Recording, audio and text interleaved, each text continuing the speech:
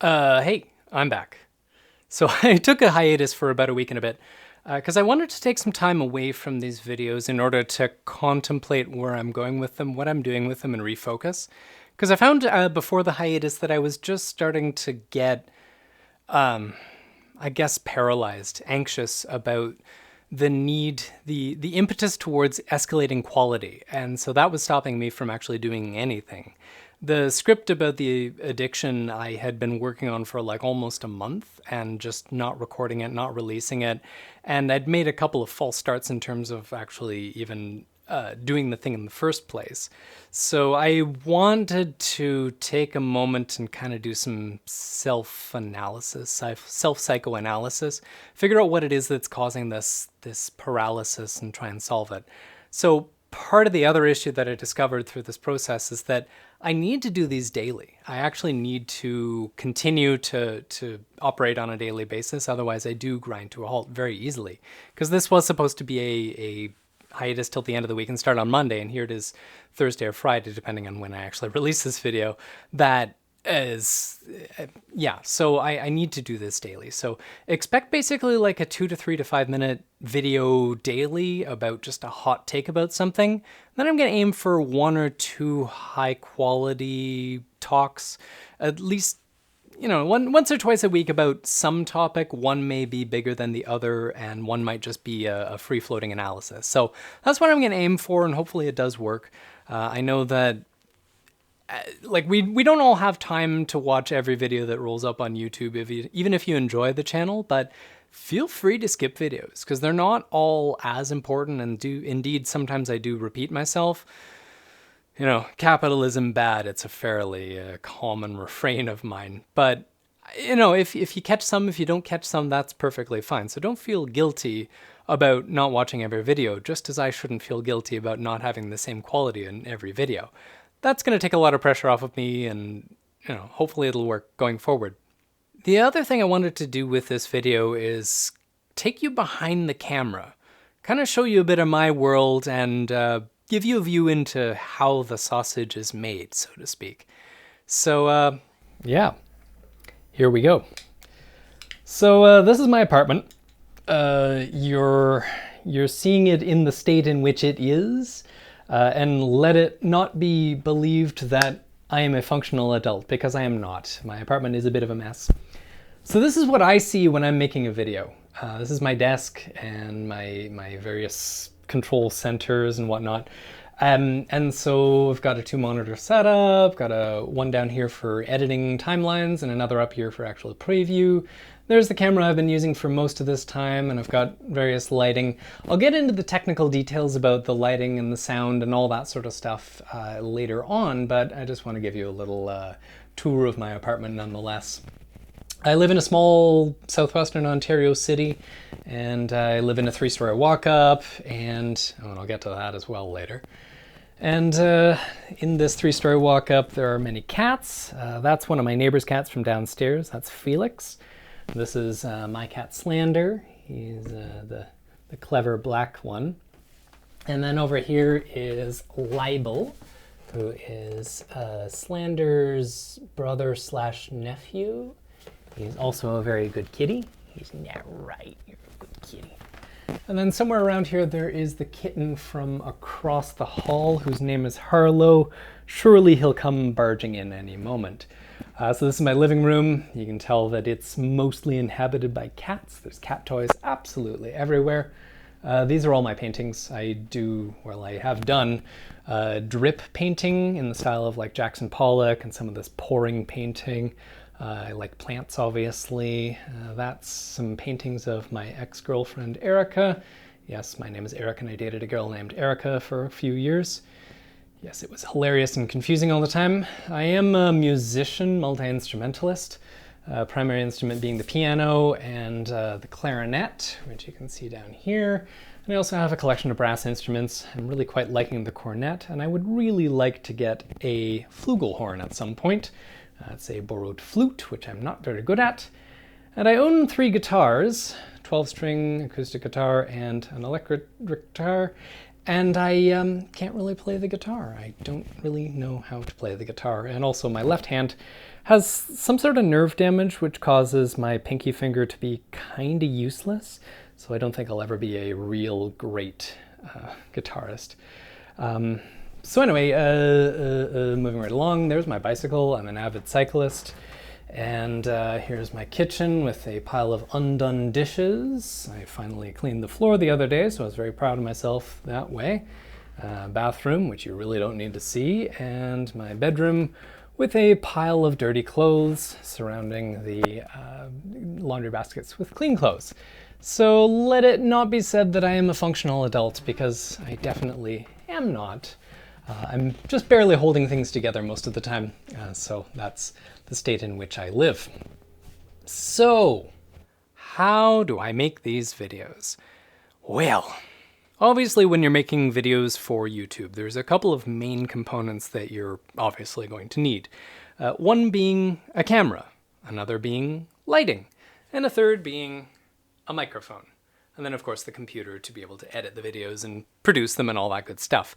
And it's kind of a fallacy to think that you need high-end equipment in order to do something like this, because you really don't. You can get away with a lot with just not a lot of hardware. There are a lot of things that you can do to make low-end hardware work better and more effective for the task that you're using it for. So I'll give you the advice that I would give to somebody who's just starting out, just assuming that you have absolutely no hardware, no equipment, and no knowledge, and you can take from this what you will. So I'll start first of all with the camera. You can basically use any camera, and it really doesn't matter all the quality of that camera at all. It would be nice if it were high definition, capable of 1080p high definition video, but you can get away with one that will shoot 720 as well, or really any other camera at all. Even the built-in camera on most laptops will do. The key thing is you'll need to get the camera angle right, and I'll talk a bit more about that later. The other thing is like a cell phone. You can very much use your cell phone as the primary camera for doing these kind of videos. So right here, what I'm using is the Logitech C922, and it's just a decent mid-range webcam. You can go cheaper than this for sure, but this is a decent high-quality webcam for this kind of purpose. It's about 150 bucks, and it works just fine, as you can see. I'm pretty clear. There's not really all that much in the way of artifacting or any other problems like that. The main thing is lighting, which I'll get to in a little bit. If you want to go more high-end, like this is my new camera here, the Fujifilm X-T30. This cost quite a bit of money. It was a combination of my credit card points and the sock drawer money for special purchases for oneself. But you certainly don't need anything like this. Like this is a treat for myself because I also do photography. I enjoy doing like macro photography, like this and this and this. And so that was basically just my little present to myself. But you don't need anything quite like that. The main thing about the camera is where it's positioned and how it's positioned. So I generally keep mine at around eye level. So here I am at my face level, and there's the camera right there. Now you can adjust that as well, but the thing to remember is that that's going to change how you are seen. So I'll just take this camera here as an example. And so at arm's length here, you can see that I look relatively normal. But if you go a bit higher, then you can see that the forehead gets a bit bigger, my chin kind of disappears a little bit, and you get a bit of the more of the bottom of my eyes.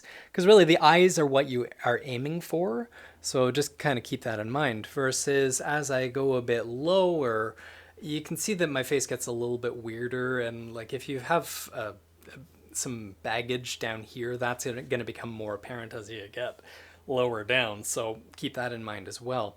And also a comfortable distance apart is generally a good idea, because like if you're up too close, because you can get wide angle lenses and get up close, but you can see my nose gets really big, and like I just look like I'm on exhibition here. So, but if you get too far away, then obviously it's going to get a little small. And as you zoom in, you get less and less of the actual scene.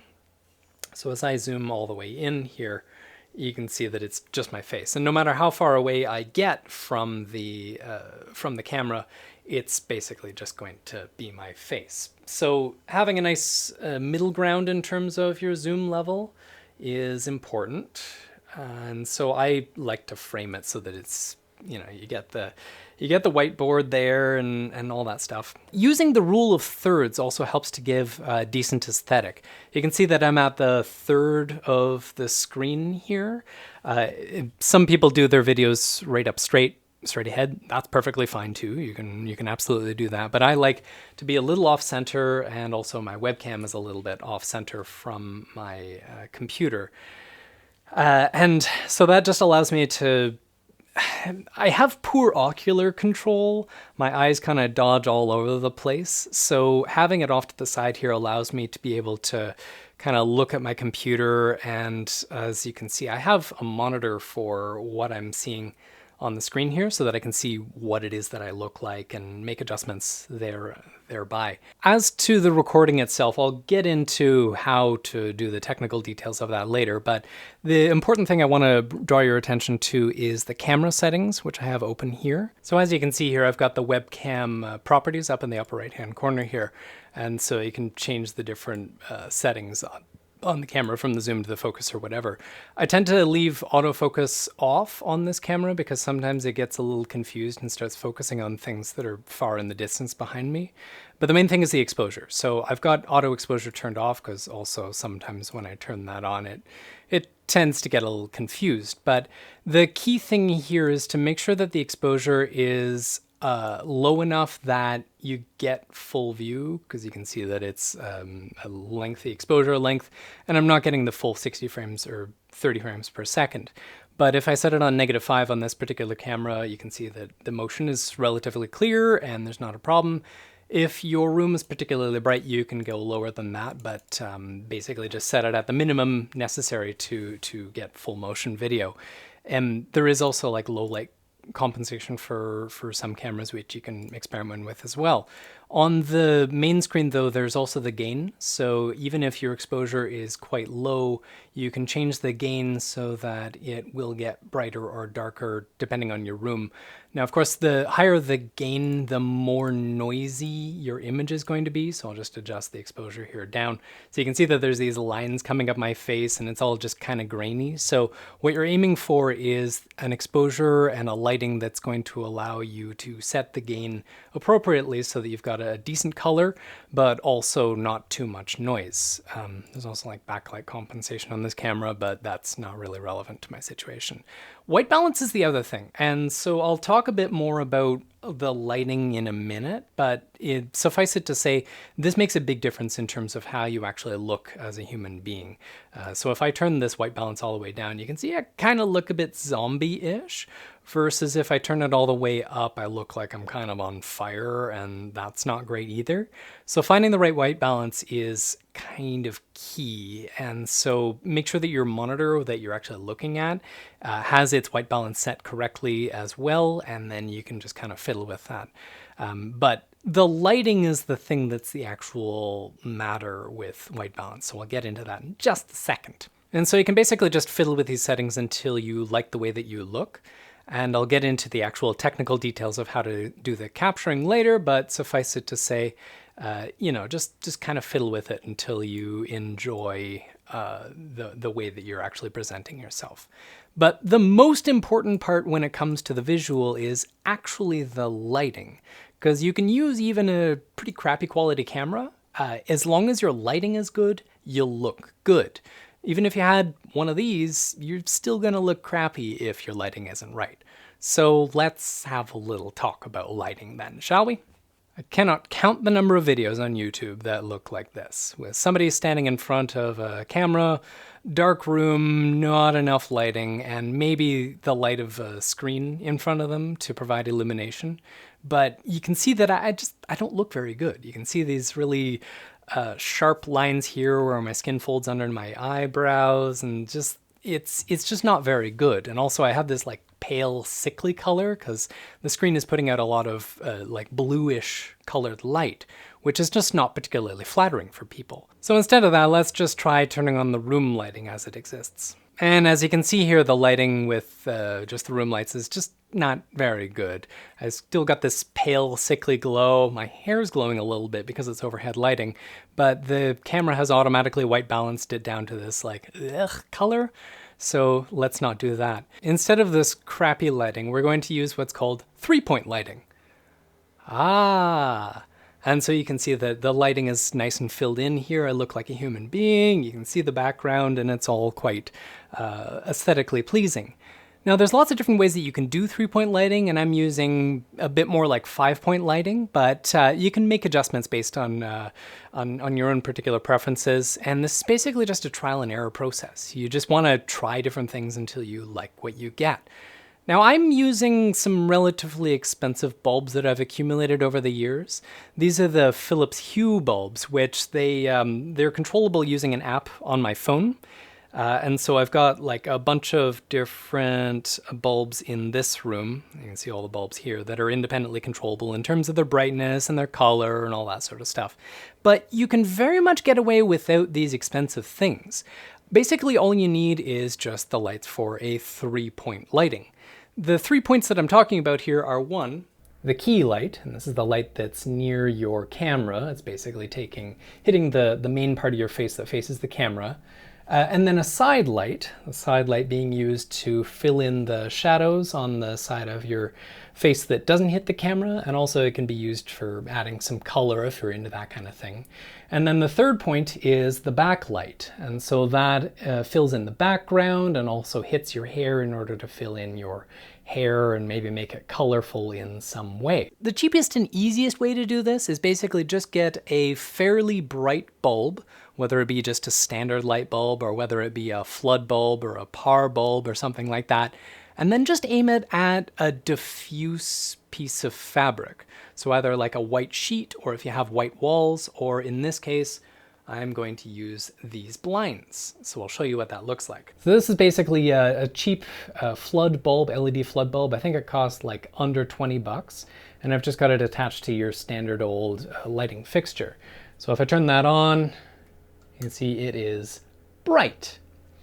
Now, of course, you don't want this bright light pointed right at you, because if it is, well, it kind of looks like crap. I'm way blown out, and even if I do turn down the exposure, you can see it's still like, welcome to my spotlight. It's not a very flattering look.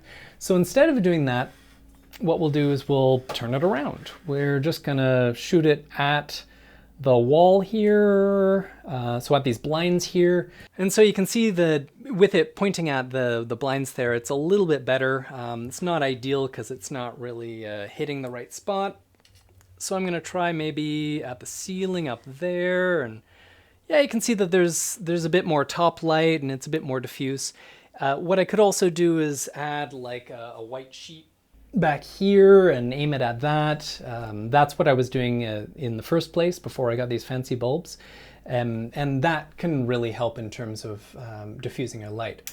Other options include those like ring lights, basically a light that goes around your camera.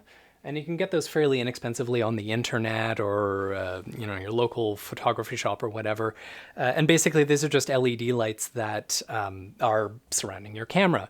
Now, I'd recommend getting one that you can change the color temperature on, because a lot of them, they're just one main color temperature, and that tends to be a relatively cool white. And the problem with cool white is that it does not make you look very good. You can see I've kind of got this sickly glow with a cool white light. What you want more is like a warm white. So this is like a neutral white versus a warm white, which is a bit too on fire. But if you get one that you can change the color temperature on, they usually have 3 settings: cool white, normal white, and warm white. If you get one that it can at least do like a warm white, it'll look nice enough. It'll look decent. And the beauty of that is that it is a diffuse light because it is surrounding your camera, which will allow you to get away with a lot more in terms of the harshness of that light. So what I'm using here is basically just a flood bulb that has a nice wide, broad diffuser on it. And you can get away with that usually, and I do this as a stylistic choice because I've got the various other lights, and I tend to like fairly dramatic lighting so that I can do cool color things and, you know, make weird things happen, because that's just fun. Moving on from the key light is the side light. Now the side light is pretty important as well, because as you can see here, we're right now just looking at my my main light, and you can see that there's quite a bit of shadows here, and you can see the wrinkles here. The side light is designed to deal with that. So I turn on the side light here and I crank it up a bit. You can see the shadow just kind of disappears a little bit. And that just allows things to be filled in and allows you to get away with a less diffuse light in terms of there. So the side light I've got positioned just down here, so it's catching the side of my face and that sort of thing. But you can also put it like the same level as the key light. You can put it above. It really depends on your own personal preference. You can try trial and error until you like what you get. The other nice thing about this is that you can independently control the brightness and the color of that. Even if you don't get one of these fancy Philips Hue doohickeys, you can get like colored gels or whatever, and you can change the color just by adding a gel between you and it. As you can see, I look now red on that side, or I look blue on that side. This camera can't really see the color green, but this camera can see the color green, so you can see I look a little bit green on that side, and so on and so forth. So moving on from the side light is the backlight, and so I'll show you what that looks like without. So this is what it looks like with just the key light and the side light. And so you can see that my face is relatively well lit. There's a bit of shadow up here, and it's fairly dramatic lighting. So this is where the backlight comes in. Now the role of the backlight is basically to get your hair, giving you a cool little glow, as well as to get your background. So I've got the whiteboard back there, which is being caught up by the backlight, and as well, basically just filling in the background so it doesn't look like I'm standing in front of a black void. You can get pretty creative in terms of what you can do with the backlight. This is what I've got. So the main thing is this lighting fixture directly above my head. I've just got a couple of white bulbs in there right now. Nothing actually aiming at the back of my head directly, but I could add one of those for style. To hit this whiteboard here, I've got this spotlight up there that's aimed broadly at it. And then the other thing is I've got this LED strip across the top of the room. And these you can get fairly inexpensively on the internet, and they can allow you to add a certain amount of color and interest. And so this is just broadly without that stuff, but then if I add in this other light, you can see that you can make all sorts of cool colors with it. And that just adds a little colored cast to your room. So a red light, or you can do like a blue light, or if this camera could see green, you can add green. So you can do as much or as little with this as you want to. Even just having a couple of flood bulbs down on the ground pointing up will highlight your background. And if you have one that's on the ground and like pointing up towards you, it can catch the back of your head so that you look like you're glowing.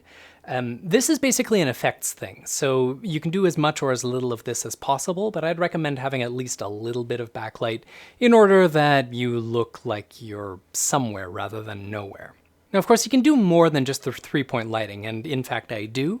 One other thing that I have is these lights behind the computer, which basically just point up at the ceiling here. And why I do it facing the ceiling is that it diffuses that light in such a way that it looks like it's coming from everywhere. So if I turn those on, you can see that I go from this kind of dramatic look, and there's like shadows and wrinkles on my forehead, to like, a nice soft colored look. And so this can help to just even out the light. You can see that it is illuminating primarily the ceiling there. When you're standing where I'm standing, you can't actually see the bulbs. You can only just see the glow of the bulbs on the ceiling. So you can basically just get away with one of these aimed at the ceiling, just like that, and then add that to whatever your key light is, and your side light, and your backlight. So that about covers lighting. Now, of course, you can get very creative in terms of your lighting. You can do all sorts of different colors using gels or using these fancy bulbs. There is also lower cost bulbs. I think IKEA sells them, and also there's various different brands on the internet with their own proprietary software. These all run on the Zigbee protocol, which is fairly broadly adopted, and you can just experiment with that. The next most important thing beyond the lighting is the audio. And this is something that a lot of folks seem to neglect. They seem not to really notice the audio issues. And I think that's just because of the way that we hear and the way that not a lot of folks pay attention to audio. But it is very important because it makes a difference between like a boomy, echoey sound that can't really be understood and being easily understood by anybody, including those with hearing difficulties. It's all well and good to have like captions, and that can be very useful for folks that have disabilities like deafness. But it is very, very important for those that have marginal hearing and even those with normal hearing to have good quality audio. Obviously, the easy thing to do here is just to use the microphone that's built into your webcam, and that can be all right, but you can hear that it's not the greatest quality sound. The primary reason why that's a problem is that it's this far away from me. It's like more than arm's reach away. And although there's all sorts of software that's dealing with that problem, it's still never gonna be really great. The key thing is to get your microphone as close to your face as you can possibly get it. So I've got here a little lapel microphone, and that lapel microphone is currently attached to my camera. And so with it on there, you can hear that you're getting me like right up close. You can get this kind of boomy sound because it's right up against my throat as well. So you want to be aware of that. But the best solution is a condenser microphone. So this is my condenser microphone here. You can see it kind of just hangs in front of my face. It is a Behringer C3.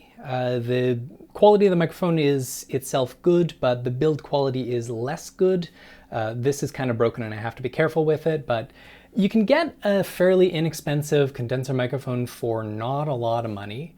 And so this is what that sounds like. You can hear that I'm relatively clear.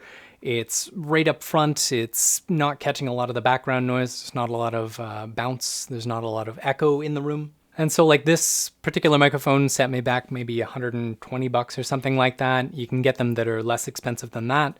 And you can get like the desktop setup that just stand on a stand, and that worked perfectly fine. I have mine on this like boom stand, scissor boom stand, which is slowly starting to fail, but if it works, you know? There's lots of other options as well. You can get just like a dynamic microphone, like an SM58 or something like that. But it really depends on the tone and tenor of your voice and how you want to sound. The boominess of the boom mic might be all right for some people. I prefer the condenser microphone because it picks up some of the more airy aspects of my voice. I tend to have a fairly high voice, so it's nice to be able to pick up those tones in it. But the big thing is actually to get your studio, your room, as dead as it will possibly get. And so by dead, I mean by catching all sorts of reflections. That's what these are for. I've got all sorts of foam padding on the walls. And so what these do is they just pick up and catch echoes, catch bouncing sound before they can bounce around the room and get in my way. Without those in place, this room sounds really echoey. You can hear the sound of a clapping hand pretty well anywhere in the room, but you can hear it just dies right away. There's no actual echo that you can hear. There's no reverberation. So you can accomplish this inexpensively just by hanging some heavy blankets around. So if I just had heavy blankets on these walls here and on the wall behind me, you would get basically the same effect. You can get these foam panels fairly inexpensively on the internet. I got these particular ones on foambymail.com, but there's lots of different retailers. And basically you just order a bunch of these panel things. They come in squares about like this, and you can put them together and tack them on your walls however you want. They're fairly inexpensive. I got a whole crap load of them for like $100 delivered to my door. So the next thing is how to actually capture the video. So I've got all my equipment set up here. Currently the microphone is into an audio interface on my computer. The camera's connected to the computer. I've got the lighting all set up and stuff. So now we actually want to capture some video so that we can actually edit it. Now, if you're just using your cell phone, you can basically just use the built-in camera app on your cell phone and record that way. You can also record the audio separately on your computer at the same time, or you can plug a microphone into your cell phone. If you're using a computer like mine, I've got it all connected this way. The software that I use to actually do the recording is called OBS. It's free software and it looks like this. And so, whoa, Hall of Mirrors effect. Basically, you've got a screen that you can set up your scenes however you want to, and you can add your different sources this way. There's lots of tutorials on the internet on how to actually use OBS, so I won't go into the details. But basically, I've got a scene for my different cameras, one being the Camlink for my new camera, one for the Logitech camera, and the third one is from my phone, and I use software called IV Cam to be able to use the camera on my phone as a camera and record it directly to my computer. It's kind of cool software. It costs a couple of bucks, but it's pretty useful. And then I've also got a setting for the desktop, which you're seeing right now. You can also open up the properties for your camera in order to be able to control the camera in real time. And so I like to have that up as well so that I can change the white balance and the color and the saturation in real time. Now, when you're recording video, it is really up to you on how high quality you want to record in. At first, I was doing it in relatively low quality because I didn't know any better, but what I might recommend is on the output tab here, set it to like 50 megabits per second, so 500 or 50,000 kilobits per second. That will give you a decent quality recording that you can't see any encoding artifacts when you're looking at this. And the higher quality your recording actually is, the better quality it will be once it's been edited, recompressed, and then re-uploaded to YouTube, who will then recompress it again. As they say, garbage in, garbage out. So the next obvious step is to figure out what it is that I'm actually going to talk about. So I've got a running document that basically just has all of my ideas in it. And so that's what this looks like. So these are just various single point ideas in terms of what videos I might make a topic of. And oh look, there is the one that we're currently looking at. Add the ones that are done to the done pile. And sometimes I write a script, sometimes I don't. It depends on how complicated the idea is, depends on how in-depth I actually want to get about that idea.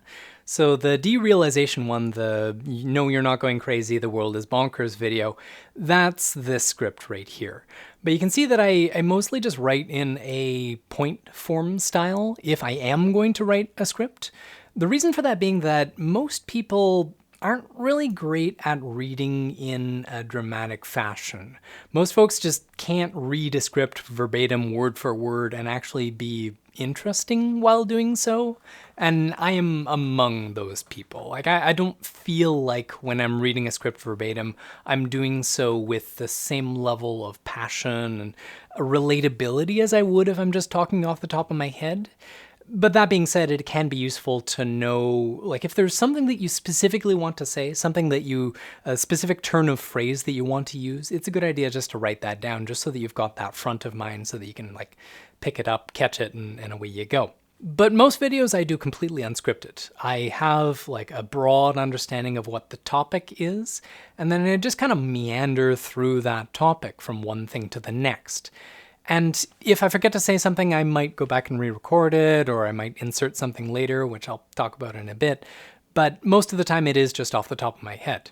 Here's an example of the notes for the malicious algorithms equals systemic oppression video. So you can see it's pretty basic. Like, there's not all that much in there, because I know generally what I wanted to say, but there's just a couple of points here that I wanted to pick up on and make sure that I actually talk about. Sometimes I don't even talk about some of the things that are pointed in here. It's just I want to keep those things in mind as I'm actually talking about stuff. The main thing is basically just turn the camera on and start talking to it. Because the easiest thing to do is to get paralyzed by inaction when you're trying to be perfect, when you're trying to say exactly the right thing. Because there will never be any perfect. There will never be actually any exact right thing to say about a topic. You're always going to make some mistake. You're going to want to go back. You're going to want to re-record stuff. But that's fine, because you can always edit stuff in post. You can always redo something if you don't do it right the first time. But trying to be obsessively correct about something, trying to obsessively stick to a script, is going to end up with you just sounding like a robot. Or maybe worse, that problem where people feel nervous about talking and then they just start talking faster and faster because they're nervous about talking and saying the right things, and then they talk up and it just doesn't sound very good. It sounds incomprehensible. The key thing about good public speaking is that no matter how slow you feel like you're talking, you're probably talking too fast. So talk unreasonably slowly, because that allows time for people to hear what you're saying, understand what you're saying, process it, and then be able to actually grab hold of the idea you're trying to convey. Public speaking is an art form, but it is also a skill. It's something that you can learn, and the best way to learn that skill is just do it. Just fucking do it, man.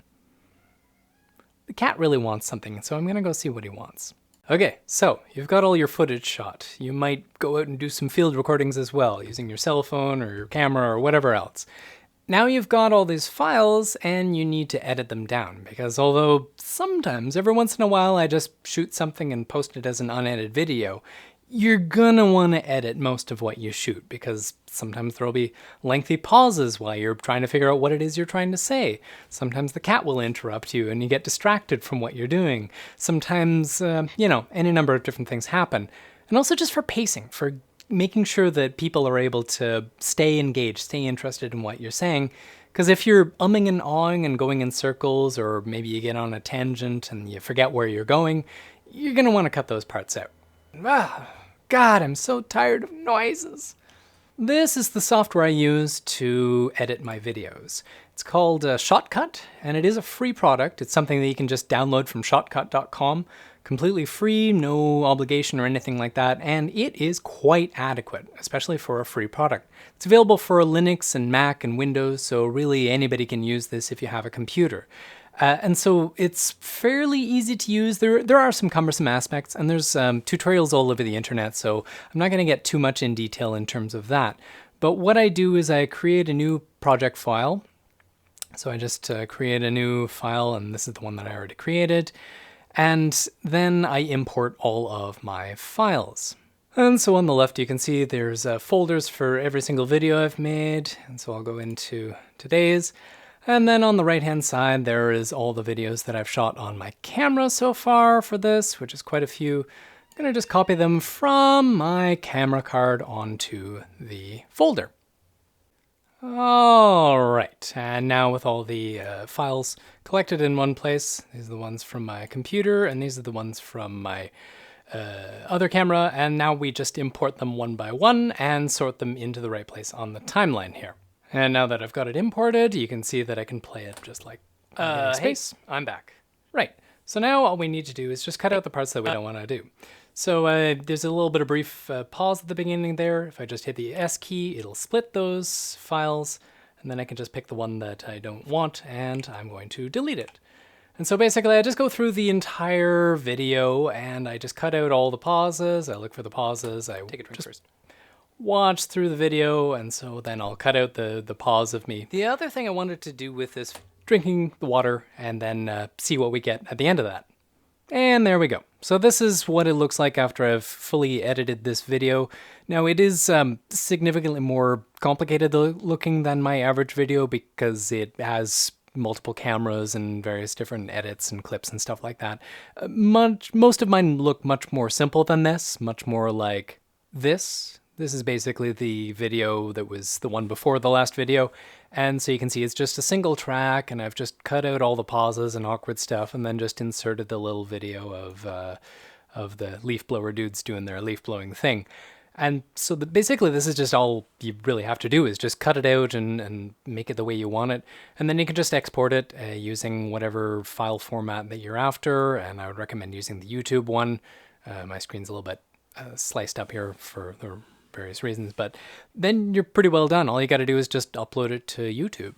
And I'll leave the setup of your channel as an exercise for the viewer, but you basically just upload your file here, and then you name it and title it, and then add the cards and everything, and la-da-da, you're done. Obviously, you don't really have to go through that much effort. You don't have to make anything fancy. If you can do it in 1 or 2 takes, then that's just all the greater.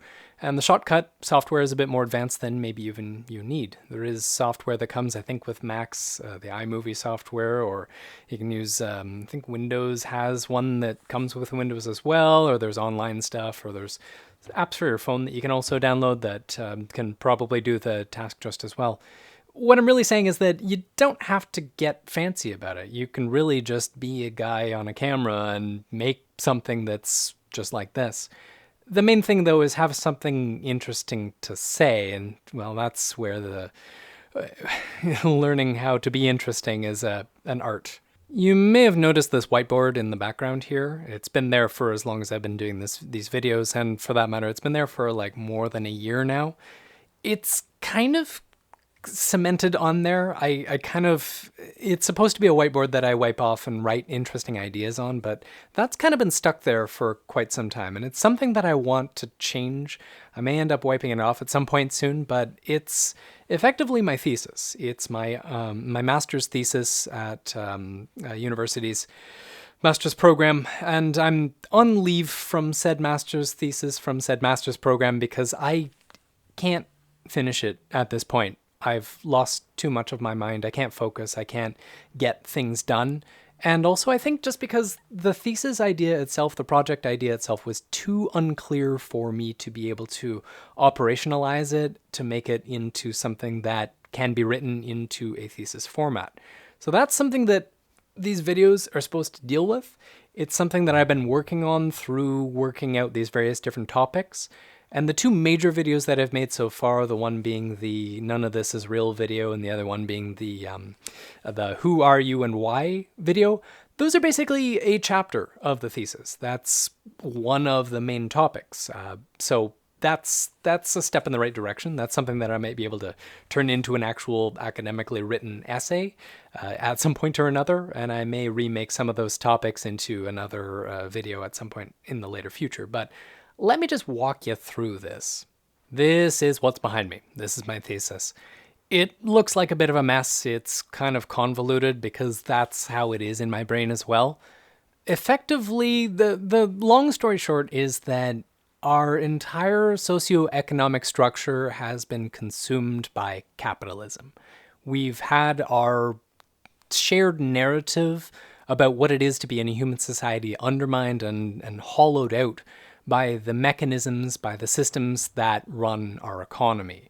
And really, we're not even in charge of our own destinies anymore. Nobody really is. It's not really even the important people, the people that seem to be in charge. They're not even really in charge of things anymore. The overall idea is obviously the thing, the main concept, but each one of these different items is itself a concept, something that I've learned from some aspect of my education, whether it be through my sociology undergraduate degree or my theory master's degree in some class, or something that I've read or something that I've written, or just a thought that I've had. For example, if we zoom in a little bit here, you can see the spectacle is fairly central on this whole thing. That comes from Guy Debord's Society of the Spectacle. And so the ideas that Guy Debord had and the ideas around that are connected through this mind map.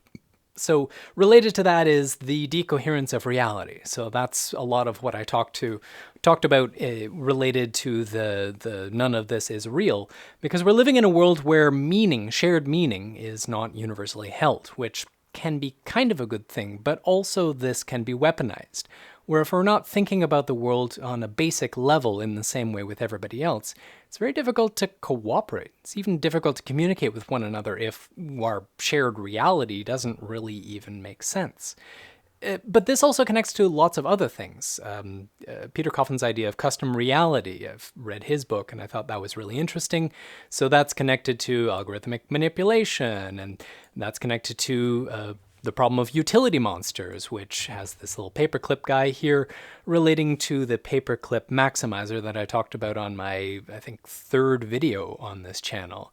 I'll probably remake that video soon with now better production values, but the basic idea here is contained within the connectome between all of these different aspects. So really, it's a matter of wandering around these different connections, going from one topic to the next, and making a coherent narrative that will make the overall idea make sense. The vast majority of this diagram is the problem. It describes what the nature of the problem is and why it is so intractable, and why some of the solutions that have been proposed aren't really gonna work. Unfortunately, I don't have any clear solutions to this problem because it is so bloody big and so interconnected to every aspect of our society. And that's kind of also what I'm working through with these videos, and as well just general thinking through stuff. I would also appreciate any sort of input that people might have. I am lately now starting to think more about solutions than of the nature of the problem, but I feel very strongly that a thorough understanding of what is wrong is necessary before we even start thinking about how to solve it. The essence of where I see the solution is in the bottom right-hand corner here. To get to somewhere in a post-capitalist world, in a world that has resolved this capitalist phase in a pleasant or not too unpleasant, not catastrophic direction, the first step towards that is to generate post-capitalist subjectivity. Because right now we live in this world where we act as capitalist subjects. Our education, our social forms, the entire way that we exist in our society is built around the rhythms of capitalism. Or as Walter Benjamin has described it, it's a religion. Capitalism is the religion of the West. In order to get past that, we first of all need to start thinking ourselves as post-capitalist subjects. Start to undermine and release ourselves of those taken for granteds that are part of the rhythms of capitalism, and start working towards a way of thinking about the world in a post-capitalist subjective way. And in order to get there, you basically need to change your worldview. Modify your underlying metaphysics and ontology away from that of the Homo economicus, and start thinking of it as a holistic sort of way. Capitalism leads to hierarchy. It's a hierarchical model. Versus democracy, if we want a democratic society, it's a heterarchy, not a hierarchy. Therefore, capitalism is antagonistic to democracy. So to get a democratic society, we need to get rid of capitalism, or at least find some other way for capital to operate. But of course, that's not a trivial task. That's why this diagram is so big, and in fact, the diagram is even bigger in my head than this that you see here. So basically, my strategy has been to take one of these points on the graph, make a video about it, make an essay about it, think about it deeply, and try and present that idea generally. So yeah, I'm back in the saddle now. I gotta start doing these things again, otherwise I'll just lose momentum, and that won't be good for anybody. So I hope this video, although lengthy, has been useful to people. I hope that if you are at all interested in doing this yourself, please do this yourself. And do. Yeah, make your own videos, make your own channel, start writing some stuff, start sharing your wisdom with the world, because it's not just the smarty pants of the world that matter. It's not just the people with PhDs or master's degrees or even undergrad degrees. You yourself have the option to learn about theory, and that's what I'm doing here with this channel. I'm trying to teach theoretical concepts like these to a general audience so that anybody can understand it. Even my mom has started to catch on with some of these things, and she's become more and more radical over the years as she's listened to me talk about stuff, both on these videos and through my essays for school, which she's very kindly read and edited, and all that sort of stuff.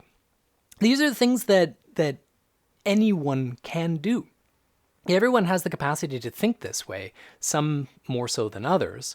Some require some drugs in order to get there, but everybody can have a role to play in thinking these things through.